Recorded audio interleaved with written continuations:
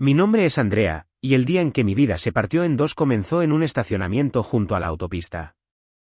Estábamos en un viaje familiar, del tipo que se suponía que nos uniría más. En cambio, se convirtió en el momento en que decidieron que yo era una carga que necesitaba ser arreglada o desechada. Todavía recuerdo estar parada allí con mi mochila medio abierta, mirando el coche en marcha frente a mí mientras mi mamá me sermoneaba sobre ser irresponsable porque olvidé mi cartera en la habitación del hotel. Siempre esperas que los demás limpien tu desastre, espetó ella, con la mano apretada alrededor de las llaves del coche. Tal vez si te dejamos aquí por un tiempo, finalmente madurarás. Pensé que estaba mintiendo. Me reí, traté de disculparme, traté de explicar que solo estaba cansada. El motor aceleró, la puerta se cerró de golpe. Mi último vistazo fueron sus ojos, fríos y decididos, y mi familia mirando a cualquier lugar menos a mí. Luego el coche realmente se alejó. Me quedé allí en el borde del estacionamiento, con el polvo y el escape del coche soplando en mi cara mientras las luces traseras se hacían cada vez más pequeñas. La gente pasaba a mi lado, con bolsas en la mano, riendo, discutiendo, viviendo vidas normales. A mí simplemente me abandonaron a propósito. En ese momento, algo dentro de mí cambió. Podía llamar. Podía suplicar. Podía esperar a que volvieran y fingir que esto era solo una broma que había ido demasiado lejos. O podía decidir que si se alejaban de mí ese día, nunca volverían a ser las personas a las que yo regresaría corriendo. ¿Qué harías tú si las personas que se suponía que debían protegerte usaran el abandono como una lección? Si quieres saber cómo esa única lección terminó costándole a mi familia su reputación, su hogar y todo lo que creían controlar, quédate hasta el final de esta historia y suscríbete para no perderte lo que realmente sucedió 8 años después. No lloré de inmediato. Solo me quedé mirando el tramo vacío de carretera donde el coche había desaparecido y esperé el sonido de un motor regresando. Pasó 1 minuto, luego 5, luego 10. Mi teléfono vibró una vez en mi bolsillo. Un solo mensaje de texto. Resuélvelo.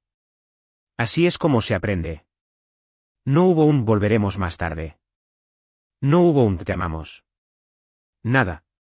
Fue entonces cuando mis manos comenzaron a temblar. El tipo de temblor que comienza en tu pecho y se filtra hacia tus dedos, como si tu cuerpo finalmente hubiera entendido que estás sola.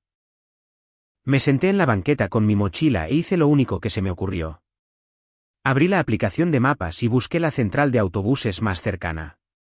Si querían que lo resolviera, bien. Lo haría. Solo que no de la manera que ellos esperaban. La central de autobuses estaba a una caminata de 40 minutos por un camino secundario. El cielo estaba dolorosamente brillante y el calor presionaba contra mis hombros mientras caminaba. Repasé todo en mi cabeza. Los sermones, las comparaciones constantes, la forma en que yo siempre era la difícil.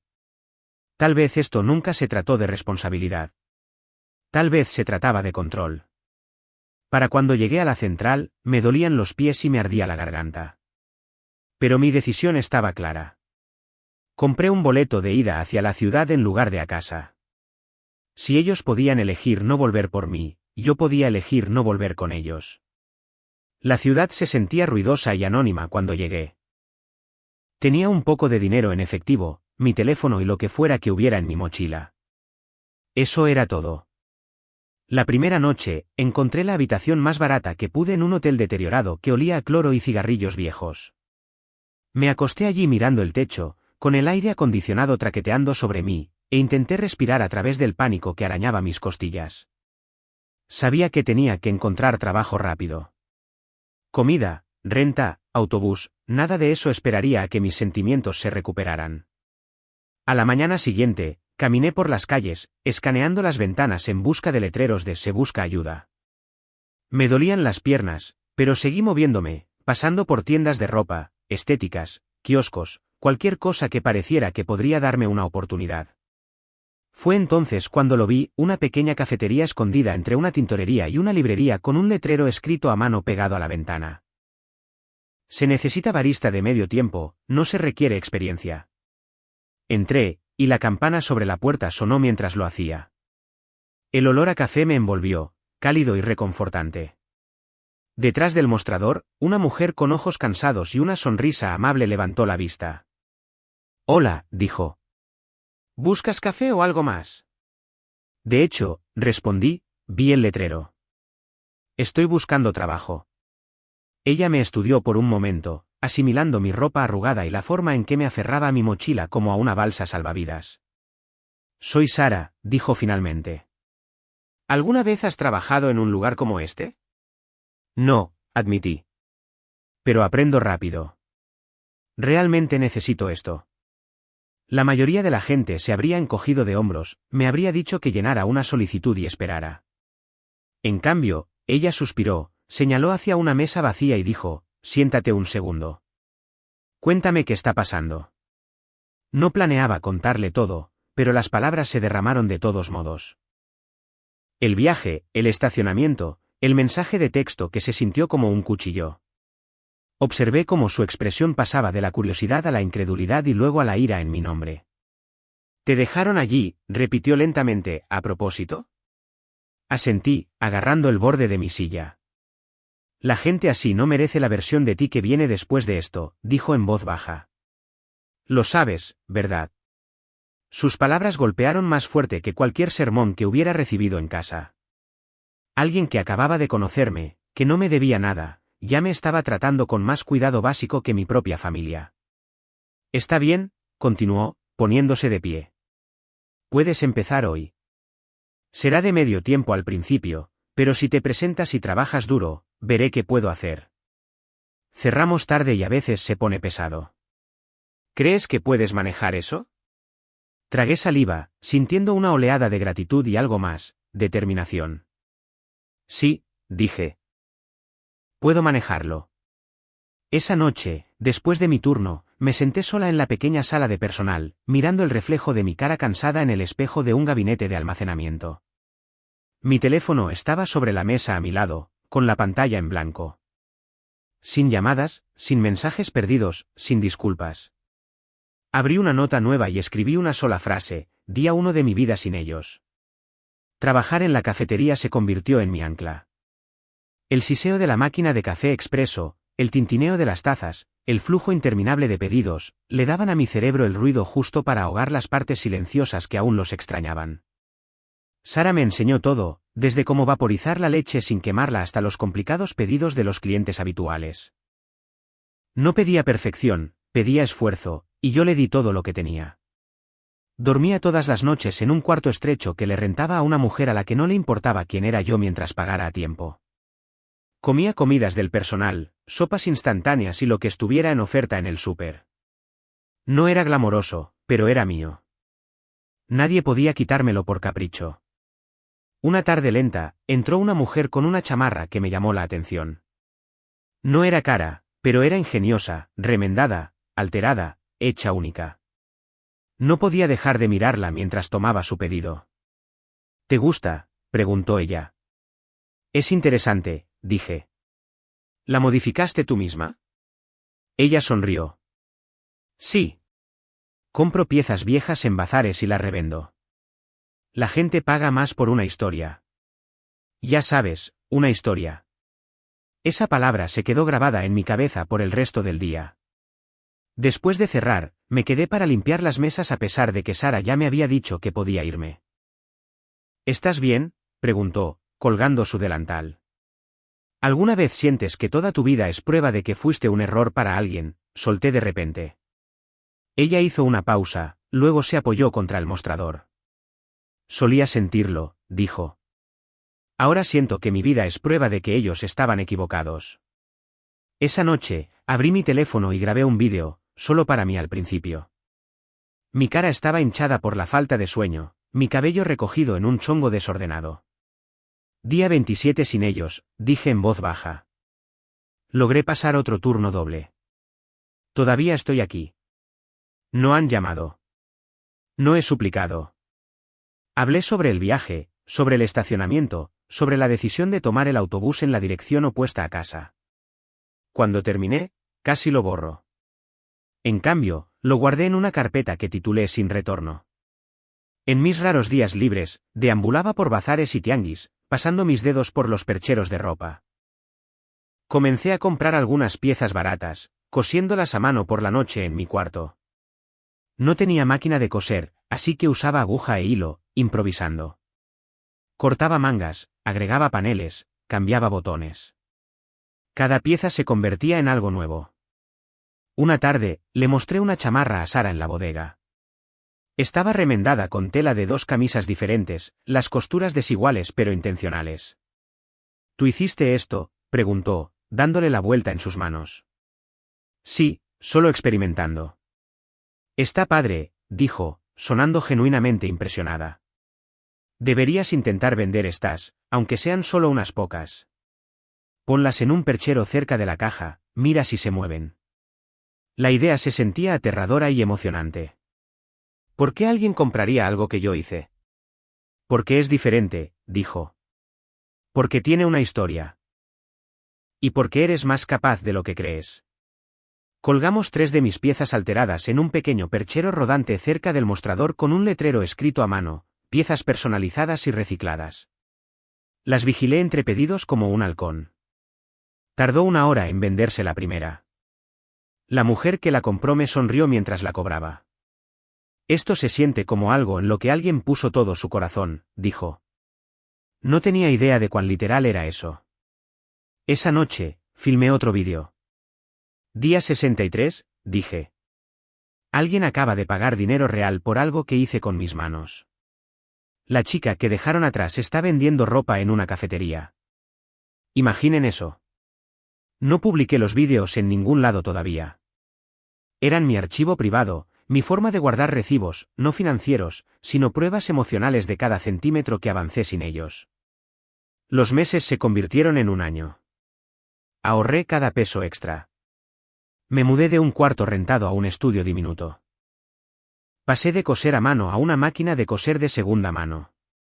Me inscribí en cursos de negocios en línea gratuitos, aprendiendo sobre precios, marketing, márgenes. Cuanto más aprendía, más se asentaba un pensamiento tranquilo y frío: si alguna vez volvían, no sería porque me extrañaban. Sería porque necesitaban lo que yo había construido. Una noche, sentada en mi colchón con retazos de tela a mi alrededor, miré directamente a la cámara de mi teléfono y presioné grabar con una intención diferente. ¿Qué pasaría si las personas que te desecharon tuvieran que volver y pedirte ayuda?, susurré. ¿Qué les harías pagar por lo que hicieron? Aún no lo sabía, pero esa pregunta se convertiría en la columna vertebral de todo lo que vino después. 8 años pueden sentirse como una eternidad cuando cuentas en días de supervivencia. Pero una mañana, me desperté en una vida muy diferente. Tenía 26 años, era dueña de una marca de ropa en crecimiento llamada No Return Studio. Lo que comenzó como 3 chamarras alteradas en un perchero en una cafetería se había convertido en una tienda en línea, un equipo pequeño y, recientemente, mi propia boutique. La boutique estaba en un espacio renovado no lejos de esa primera central de autobuses en la que había tropezado años antes. El letrero sobre la puerta era simple: No return. La gente asumía que era un comentario sobre nuestra política de no devoluciones. Nunca los corregí. El significado real era para mí. No había vuelta atrás a la chica que esperó a que su familia viniera a recogerla. Sara se convirtió en mi socia comercial. Todavía dirigía la cafetería, pero había invertido en mi primera pequeña colección, luego en la segunda. Cuando la tienda en línea explotó, dejó su segundo trabajo para ayudarme a administrar pedidos y proveedores. La pieza faltante siempre había sido mi historia. Tenía docenas de vídeos de sin retorno guardados en mi teléfono, documentando las noches en que quería rendirme, los hitos que alcancé sola, los momentos en que veía familias caminando juntas y tenía que seguir respirando. Un día, mi gerente de redes sociales, Elisa, preguntó: ¿por qué no compartes esto?, mientras se desplazaba por las imágenes antiguas que yo había medio olvidado. Porque es patético, dije automáticamente. Porque me hace ver débil. ¿Te hace ver real?, respondió ella. La gente compra a personas con las que se siente conectada. No tienes que decir nombres. Solo cuenta la historia. Lo pensé durante una semana, luego otra. La vieja Andrea dentro de mí todavía estaba aterrorizada de lo que sucedería si mi familia lo veía. Pero la versión más nueva de mí tenía curiosidad. ¿Qué pasaría si la verdad finalmente saliera a la luz? Juntamos un vídeo corto, estilo documental, clips de mis primeros días en la cafetería, capturas de pantalla de ese primer mensaje de texto de resuélvelo con el número borroso, voces en off mías describiendo el estacionamiento, la central de autobuses, la elección de no ir a casa. No era dramático por el simple hecho de ser dramático. Era factual, honesto y sin disculpas. Lo publicamos en todas mis plataformas con la leyenda, no return, como ser abandonada en un viaje de elección, construyó esta marca. Esperaba unos pocos miles de visitas, tal vez algunos comentarios de apoyo. No esperaba millones. El vídeo explotó. La gente hizo dúos, lo compartió, discutió al respecto. Algunos lo llamaron abuso. Algunos lo llamaron amor duro que salió mal. Otros compartieron sus propias historias de ser descartados por la familia. Se formaron etiquetas alrededor de él. Los pedidos se duplicaron en una semana. Los mensajes llegaron a mi bandeja de entrada. Me dejaron en una gasolinera cuando tenía 10 años. Mis padres me corrieron a los 16 y lo llamaron, prepararme para el mundo real. Gracias por decir esto en voz alta. El comentario que más se me quedó grabado fue este: ¿existe algún precio lo suficientemente alto para compensar que te digan que eras desechable? Traté de no pensar en mi familia mirándolo, pero sabía que tenían que verlo eventualmente.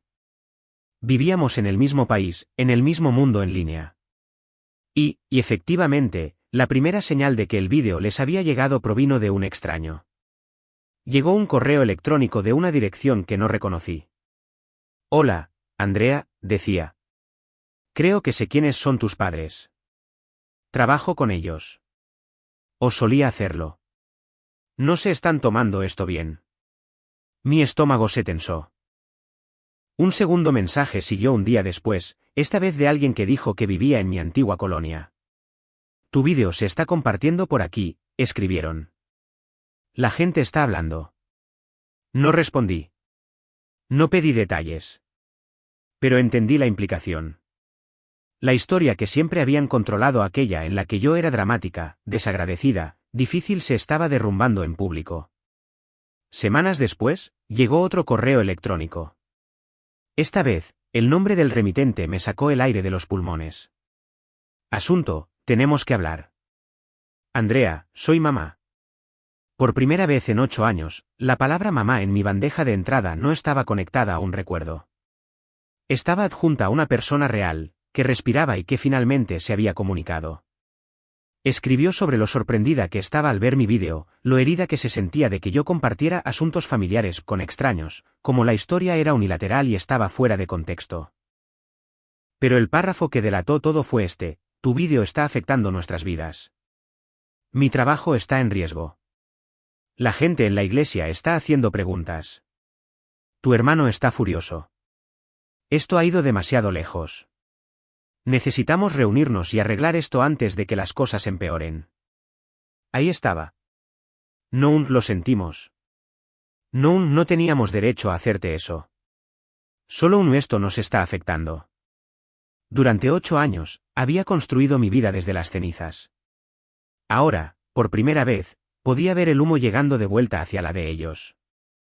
Accedí a reunirme con ellos, pero bajo mis términos. Nada de visita sorpresa, nada de aparecer en mi lugar de trabajo. Elegí un lugar neutral, una habitación tranquila y privada sobre un restaurante de rango medio en la ciudad, el tipo de lugar donde las paredes eran lo suficientemente delgadas como para que la gente de abajo pudiera escuchar si se alzaban las voces. Quería testigos, incluso si no conocían la historia. Llegué temprano y me senté de espaldas a la pared, mirando hacia la puerta. Era un consuelo pequeño y mezquino, pero quería verlos antes de que ellos me vieran a mí. Entraron juntos, como siempre lo hacían, mi madre con una blusa y un suéter impecables, mi padre con una camisa de botones demasiado ajustada, mi hermano un paso atrás, con las manos metidas en los bolsillos. El tiempo había añadido líneas a sus rostros, pero las expresiones eran familiares. La de mi madre tensa, la de mi padre cautelosa, la de mi hermano irritada. Andrea, dijo mi madre, forzando una sonrisa. ¿Te ves diferente? Soy diferente, respondí. Siéntense. Se sentaron. Nadie tocó los menús. Entonces, comenzó mi padre, aclarándose la garganta. ¿Te ha ido bien? Hemos visto tu negocio. No es un negocio, murmuró mi hermano. Es un circo. Pones todo en línea y ahora todos piensan que somos monstruos. Encontré sus ojos. ¿Inventé algo en ese vídeo? Él apartó la mirada. Ese no es el punto. Es exactamente el punto, dije. Dije la verdad. No tienen derecho a estar enojados porque la gente lo crea. Las manos de mi madre se retorcieron en su regazo. Andrea, sabes que no fue con la intención de lastimarte. Pensamos que ese viaje finalmente te sacaría de tu flojera. Te dimos todo, y tú todavía. Todo, interrumpí. Me abandonaron en un estacionamiento a horas de casa y me dijeron que lo resolviera. Nunca llamaron. Nunca volvieron. No presentaron una denuncia de persona desaparecida. No verificaron si estaba viva. Eso no es una lección. Eso es abandono. Silencio. El tipo de silencio que hace que la gente en la habitación de al lado deje de hablar por un segundo. Mi madre abrió la boca y luego la volvió a cerrar. Mi padre se miró las manos. Finalmente, habló. No estamos aquí para discutir sobre el pasado, dijo. Estamos aquí porque las cosas se han complicado. Ahí estaba. La verdadera razón. ¿Qué tipo de complicado?, pregunté, mi voz volviéndose plana. Él vaciló. Mi hermano exhaló bruscamente. Están en problemas, dijo. Problemas financieros. El vídeo no ayudó. Mi madre se estremeció. Ya habíamos estado batallando, Andrea. La empresa de tu padre redujo personal. Refinanciamos la casa para cubrir deudas. Y ahora, después de tu vídeo, la gente habla. Los trabajos desaparecen. Los clientes no devuelven las llamadas. Estamos cerca de perder la casa. La observé hablar, y sucedió algo extraño. No sentí lástima. Sentí distancia, como si estuviera viendo una escena que ya había escrito. Me arrastraron hasta aquí para arreglar su desastre financiero, dije lentamente. Pensamos que tal vez podrías ayudar, admitió mi padre. Solo hasta que nos recuperemos. Porque ahora tengo éxito, dije. Porque la chica que dejaron a la orilla de la carretera lo resolvió, y ahora quieren participar. Los ojos de mi madre se llenaron de lágrimas. Somos tu familia. Durante 8 años, respondí, no lo fueron. Respiré hondo y me incliné hacia adelante, cruzando las manos sobre la mesa. Voy a ser muy clara. No soy su red de seguridad. No les debo un rescate financiero por las decisiones que tomaron sin mí. Ustedes eligieron su versión de responsabilidad el día que me dejaron allí. Estas son las consecuencias. Mi hermano se burló. ¿Así que eso es todo? ¿Te haces rica diciéndole a todos qué padres tan terribles son y los dejas ahogarse? Cuidado, dije en voz baja. Tú eres el que mencionó ahogarse. Recuerdo exactamente cómo se siente. Por un momento, consideré ofrecer algo, dinero, consejo, una conexión. Luego recordé estar sentada en esa banqueta a los 18 años, leyendo un mensaje de texto que me decía que lo resolviera sola. Yo lo resolví, dije. Ahora ustedes pueden hacerlo también. Me puse de pie. Mi madre se estiró a través de la mesa, sus dedos rozando mi manga. Andrea, por favor. Vamos a perderlo todo. Retiré mi brazo suavemente. No, dije. Ya perdieron la única cosa que pensaron que siempre tendrían, una hija que seguiría perdonándolos, sin importar qué. Mientras bajaba las escaleras y salía a la calle, mi teléfono vibró de nuevo. Una notificación de mi canal, otras 100.000 visitas en el vídeo de No Return. Los comentarios inundaban, la gente discutiendo sobre si tenía razón al cortar la relación con ellos. Por un tiempo, pensé que ese era el final. Habían pedido ayuda. Yo me había negado. Y la vida siguió adelante. Los pedidos seguían llegando. Lanzamos una nueva colección inspirada en mapas de carreteras remendados y letreros de moteles, una broma interna que no le expliqué a nadie. Llegaron entrevistas, no solo sobre la ropa sino sobre mi historia. Podcasts, blogueros, pequeños canales de documentales se acercaron. Acepté algunos, pero establecí límites. Sin nombres, sin ubicaciones, sin detalles de identificación. La historia era mía, no de ellos. O al menos eso es lo que me dije a mí misma. Entonces, una noche, mucho después de cuando debería haber estado dormida, un correo electrónico aterrizó en mi bandeja de entrada. La línea de asunto era simple: por favor lee. Era de mi madre. Andrea, comenzaba. Sé que no nos debes nada. Sé que te lastimamos de maneras que nunca podremos deshacer, pero te ruego que entiendas cuán desesperadas se han vuelto las cosas. Describió los pagos atrasados de la hipoteca, los acreedores llamando, la salud de mi padre empeorando por el estrés. Escribió sobre los rumores sociales, la gente evitándolos en los eventos comunitarios, la forma en que los vecinos habían comenzado a tratarlos como una historia de advertencia. Has contado tu historia al mundo, escribió. No puedo decir que estés equivocada, pero esa historia ha destruido nuestras vidas. Perdí un ascenso. La compañía de tu padre se está distanciando de nosotros debido a la imagen pública. Nos estamos ahogando.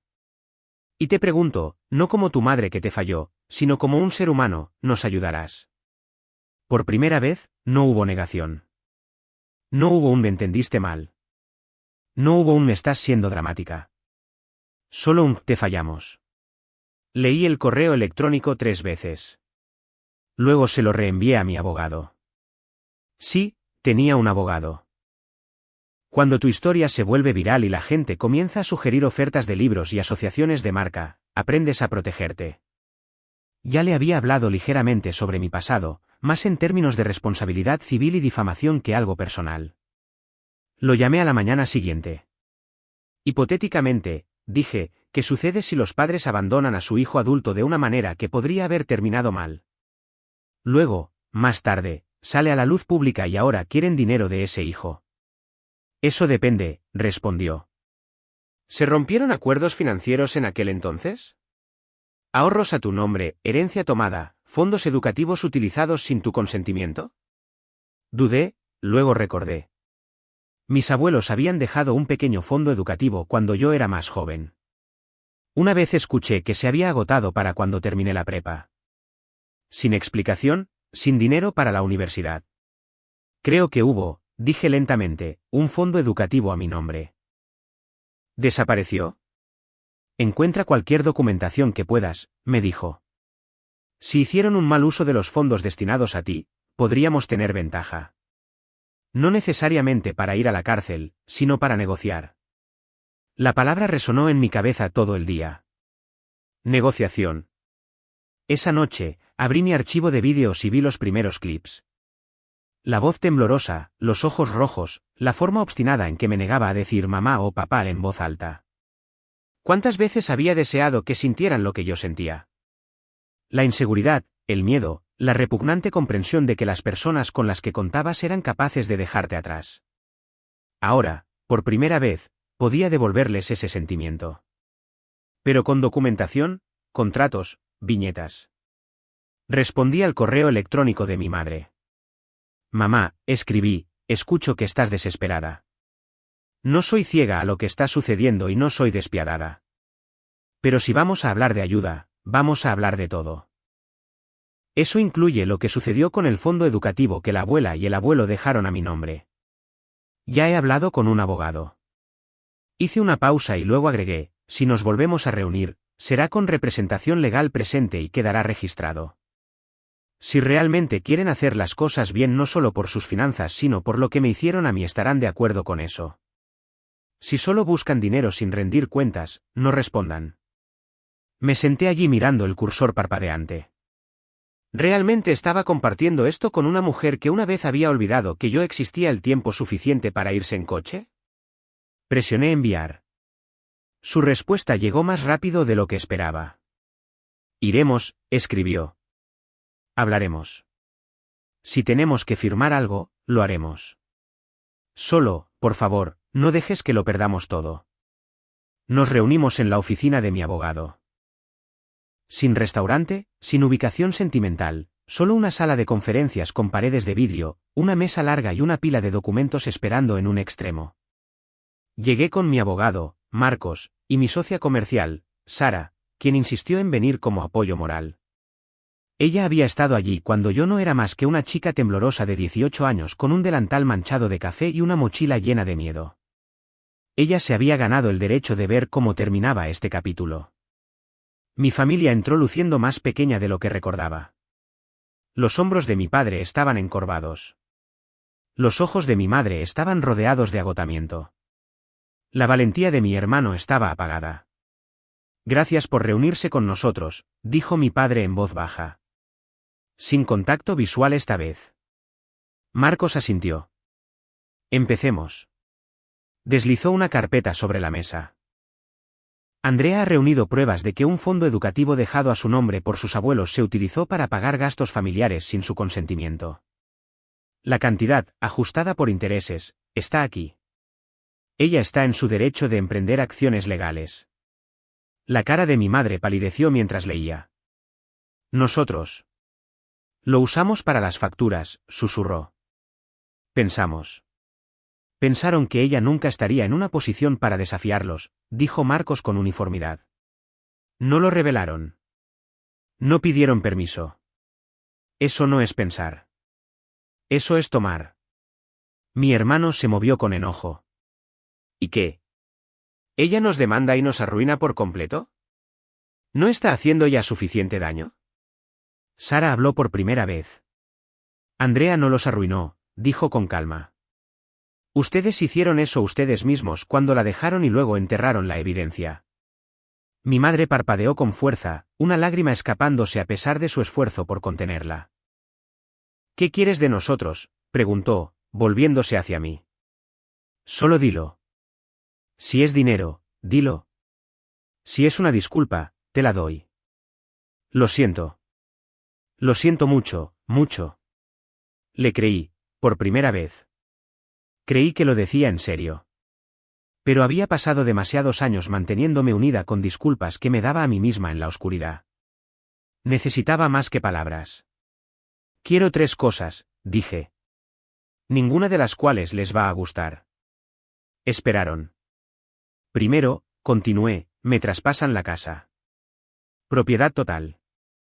La deuda hipotecaria se refinanciará bajo mi empresa. Yo me encargaré de ello. Ustedes se mudarán a un lugar más pequeño que puedan pagar. No tienen derecho a aferrarse a una casa que fue pagada en parte con dinero que estaba destinado a mi futuro. Mi padre me miró como si lo hubiera abofeteado. Esa casa es nuestra vida, dijo con voz ronca. También lo era ese fondo, respondí. Lo tomaron sin preguntar. Yo estoy tomando la casa con un contrato. Mi madre abrió la boca, la cerró y luego asintió temblorosamente. ¿Qué más? Segundo, dije, firman esta declaración. Deslicé otro documento hacia adelante. En ella, reconocen lo que hicieron en ese viaje hace 8 años. Declaran que me dejaron intencionalmente, que nadie los obligó, que no fue una emergencia ni un malentendido. Admiten que estuvo mal. Esto se mantendrá archivado con mi abogado. Si alguna vez intentan desafiar mi historia públicamente de nuevo, lo publicamos.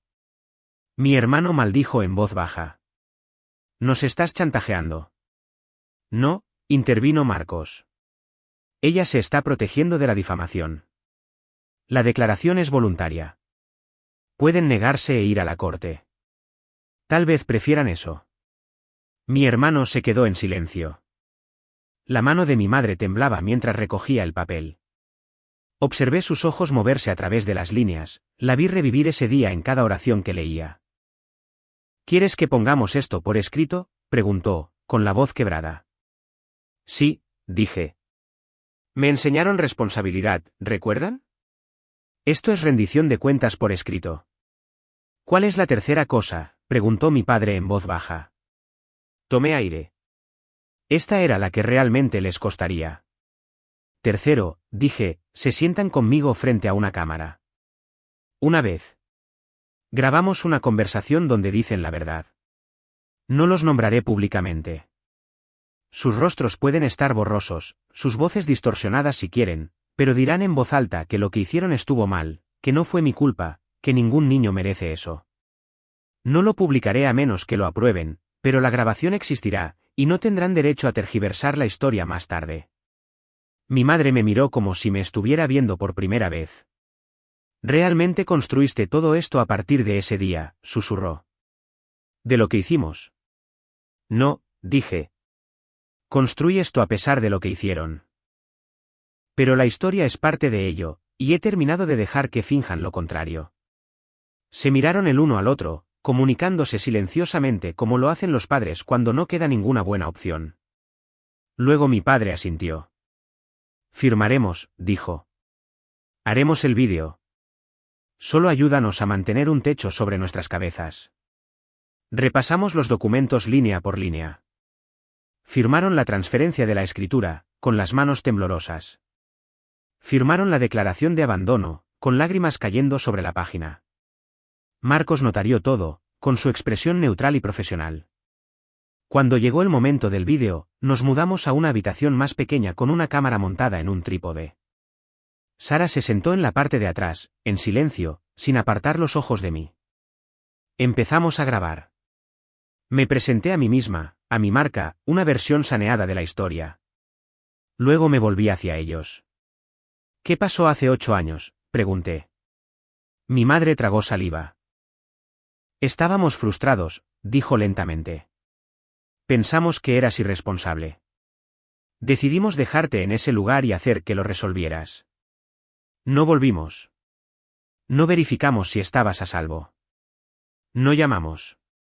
Estuvo mal. Fue cruel. No te lo merecías». Escucharlo en voz alta, grabado, fue como si alguien levantara un peso que no sabía que aún cargaba. «¿Qué le dirías a alguien que piensa que ese tipo de lección está bien?», pregunté. Ella miró directamente a la lente. «No lo hagan», dijo. «Perderán más de lo que creen. Podrían perder a su hijo para siempre». Terminamos la grabación. Pregunté si querían que algo fuera borroso o cortado. Dijeron que no. Tal vez porque estaban cansados de huir. Tal vez porque tenían miedo de lo que sucedería si lo intentaban. Cuando terminó, se quedaron parados torpemente, sin saber si abrazarme o irse. Mi madre dio un paso adelante, luego se detuvo. «No sé si alguna vez nos perdonarás», dijo. «Pero espero que algún día». «Yo tampoco lo sé», respondí honestamente. «Pero sí sé esto, por primera vez, no soy la única pagando por lo que pasó. Y eso importa». Salieron de la oficina con menos activos de los que tenían esa mañana y más peso en su conciencia de lo que cualquier estado de cuenta hipotecario podría representar jamás. Un mes después, tomé posesión de la casa. Se sintió extraño caminar por habitaciones que no había visto en casi una década, ahora legalmente mías. Sus fotos ya no estaban. Los muebles se habían vendido. Las paredes resonaban. No me mudé. La convertí en otra cosa. Renovamos la planta baja para convertirla en un pequeño estudio y espacio de trabajo para no return, y la planta alta en un espacio de vida transitorio para adultos jóvenes que habían sido expulsados o abandonados por sus familias. Me asocié con una organización sin fines de lucro local y financié el programa yo misma.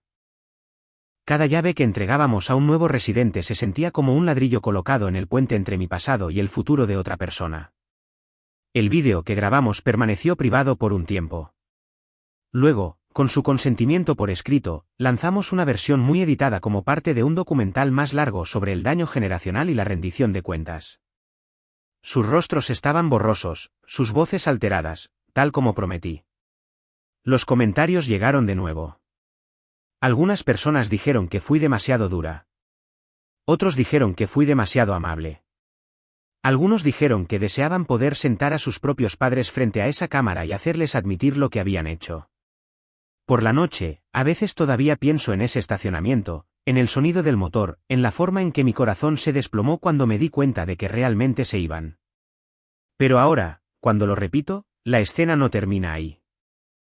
Se corta a mí sentada en una mesa de conferencias, viéndolos firmar papeles que pusieron mi futuro de nuevo en mis manos. Se corta a un chico abriendo una puerta en la casa que una vez llamaron suya, ahora entrando en una habitación que yo pagué, financiada por una marca construida sobre una historia que intentaron enterrar. La gente me pregunta a veces, ¿la venganza arregló todo? No. No borró los años que pasé preguntándome qué estaba mal conmigo. No curó mágicamente las cicatrices. Pero hizo algo importante. Cambió el peso.